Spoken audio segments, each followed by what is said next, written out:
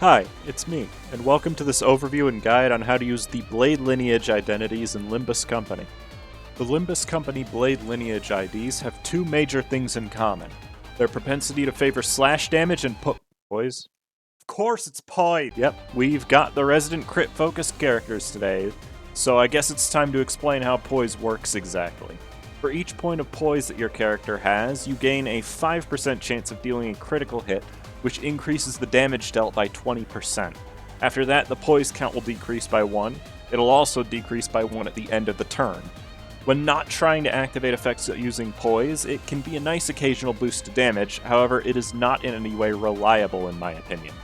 We have 3 Blade Lineage IDs as of right now: Blade Lineage Salsu Yi-Sang, Blade Lineage Salsu Sinclair, and Blade Lineage Cutthroat Outis.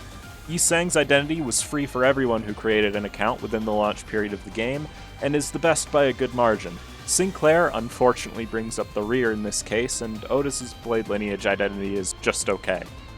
Before getting into the overview portion of the video, I need to clarify that these IDs are supplemental only. They're the type of ID that you only bring for their sin affinities to shore up the rest of your team, but even then, there are usually better options. Now with that out of the way, let's talk about them. I'm going to talk about the best ID from Blade Lineage first this time around, and that would be Blade Lineage Salsu Yi-Sang. First things first, his support passive is actually capable of fully enabling any poised-focused ID in any other team, most notably Kurakumo Wakashu Rodia. If you intend to bring him in your active party, his passive also does a good job keeping his own poise at a good level, which I cannot say about the passives of the other Blade Lineage identities. His first skill shows all of the main reasons why this identity is at least decent. His offense level is tied for the highest of any ID in the game, which allows him to clash well in most scenarios. Not only that, but all of his poise gain activates for the next turn, meaning he doesn't gain poise and immediately lose it again. Heel Turn, his second skill, is able to give him poise count on clash win, and it isn't an insignificant amount, but it's also the first skill that showcases the annoying side of the 3-star Blade Lineage IDs. A coin power of +1 is never sufficient when it comes to clashing, even with a high base power. The only reason that Yi-Sang doesn't struggle with winning clashes is due to his offense level, which gives him 2 to 3 power on average in a clash. His third skill is simply a good damage dealing slash skill. The extra 50% damage on the third coin is nice, but as stated earlier, Poise is inconsistent at best. It's also another skill that only has a coin power of +1, but tends to be okay at clashing even in the early game, once again because of the offense level. The only other thing I can mention about Yi-Sang is that he's the fastest Blade Lineage ID, which with a value of 3 to 7 is not particularly promising. A lot of people view Blade Lineage Cutthroat Outis as one of the worst identities in the game, but I actually believe that people are too hard on it. I'm not suggesting that it's good in any sense, but it's at least average. Where it lacks speed, it makes up for in damage potential. Her first skill does give 4 poise, which doesn't really matter if you don't have any poise count.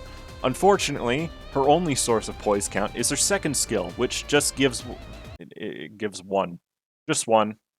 Also known as not enough to preserve poise between turns. Cool. Awesome. Who designed this? Her second skill also gives her slash damage up, which is very helpful for her in dealing damage and is the main reason I consider her to be better than garbage. Her third skill is not that powerful for a third skill and has an on-crit effect that will never activate without help due to her not gaining enough poise.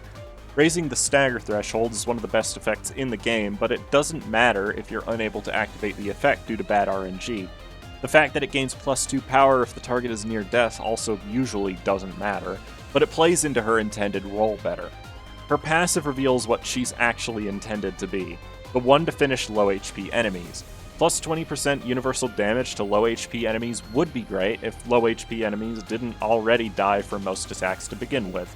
Her support passive actually gives a larger damage boost under the same threshold and isn't reliant on resonance, which makes it arguably more valuable than the ID itself. Luckily, her issue with not gaining enough poise can be solved with her ego Sun Shower, is what I would say if she fueled it. Instead, she fuels Yasunyata Tedrapam, which she isn't fast enough to make the best use out of. Not only that, but she doesn't generate sloth, meaning no matter what, others will need to help her fuel her ego.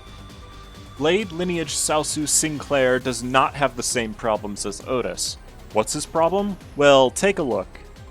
Why? You'll notice that his skill 2 gives him 2 attack power up on Clash Lose.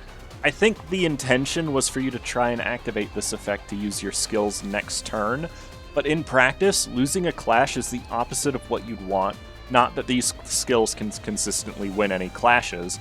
What's more is that these skills can't lean on a high offense level like Yi Sang can. You're going to be leaning on his counter a lot for damage due to not being able to win clashes with your other skills, which also feels intentional since it gives Sinclair damage up during the next turn.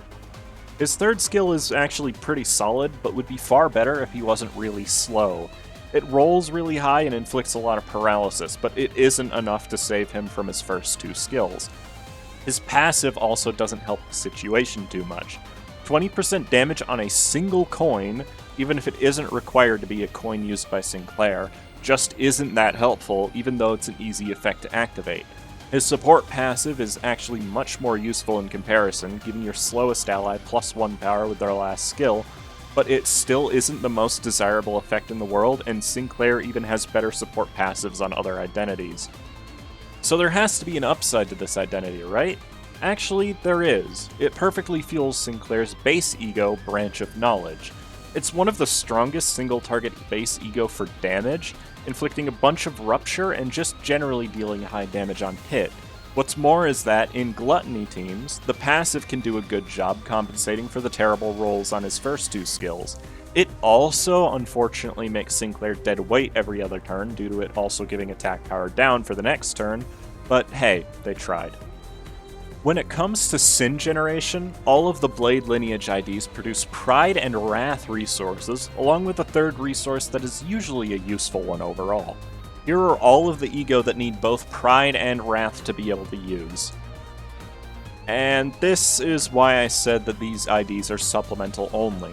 Not only do they not fuel very many ego by themselves, but the ego they do fuel is exclusively wielded by other characters.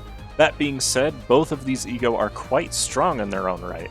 Ryoshu's 4th Match Flame does very high single target damage and enables her to gain attack power up in both of its forms. Meanwhile, Rhodia's 4th Match Flame becomes an AoE when being overclocked and inflicts a large amount of Wrath fragility for Wrath-heavy team compositions. It also doesn't target like other AoE ego to my knowledge.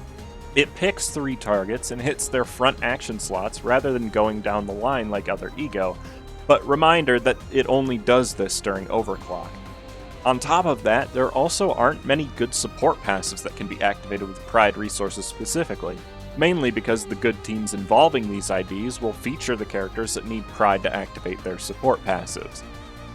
I tried really hard to come up with a team that features at least 2 of these identities, and my efforts were not completely in vain, but you can make better versions of the team I'm showing here. Since I couldn't make a slash-heavy variant of this group work, I instead decided to lean very heavily into Wrath damage. This team focuses on being able to overclock Rhodia's 4th Match Flame at the start of every wave to amplify your damage for the next turn, and it is pretty reliable for clearing waves of enemies that aren't the first one.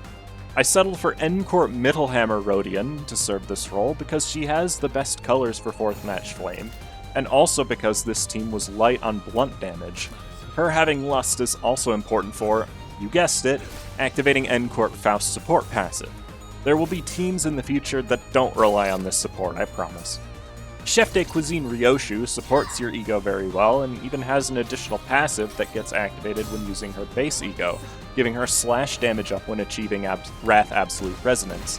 The fragile hurts, but is ultimately not that big of an issue. The last team member I added was Liu Mersault, due to his ability to use and fuel his own capote for very heavy Wrath damage, as well as the fact that he generates Lust and Sloth resources. Sloth is a very valuable resource nowadays, and having only one team member to build it isn't the best, but it's needed for Yi Sang's 4th Match Flame if you wanted to use that. Screw Loose Wallop also gives Mersault a permanent 20% damage bonus on being used, so that also isn't a bad place to allocate your Sloth and Pride resources if you want to. Just be sure not to use it when below 25% HP, or it will kill you. Sloth is also used in Yi Sang's base ego, which is one of the better base ego in the game due to it giving party-wide haste and inflicting attack power down. The team also has the ability to fuel any of Sinclair's current ego. I prefer Impending Day for its party-wide heal, but if you wanted to use Lifetime Stew instead, you absolutely could. She Heathcliff's support passive is also very useful for increasing your overall damage output. I did struggle figuring out what support passives would be good beyond this, so just remember to use whatever ones your party can best generate rather than focusing on Pride or Wrath specifically. When it comes to other party members that work well with Blade Lineage, you can pair 7 Association Ryoshu and W Corp Mersault pretty well due to their ability to inflict slash fragility, upping your damage quite a lot. Mersault in general is also a good party member for them due to Chains of Others reducing enemy attack power, but you'll need a source of gloom generation to be able to use it. Roast Spanner Workshop Office Rhodia also works well with these IDs, due to their ability to activate her passive very quickly due to their Pride generation. She also generates gloom and is just generally a very strong damage dealer. And that's about all I have to say about the Limbus Company's Blade Lineage identities. I hope you found this little overview helpful. Coming up with a strategy for these IDs was not easy, to the point I had to push this faction off for an entire week as I thought about how to make them work. If anybody is able to build a good team involving all three, I would commend you greatly, though I feel like it's not going to happen until we have some better ego for them. Thank you all for watching. Consider liking the video and subscribing, as it helps me out a lot. I hope you have a great rest of your day, and I hope to see you back for the next video. Bye bye!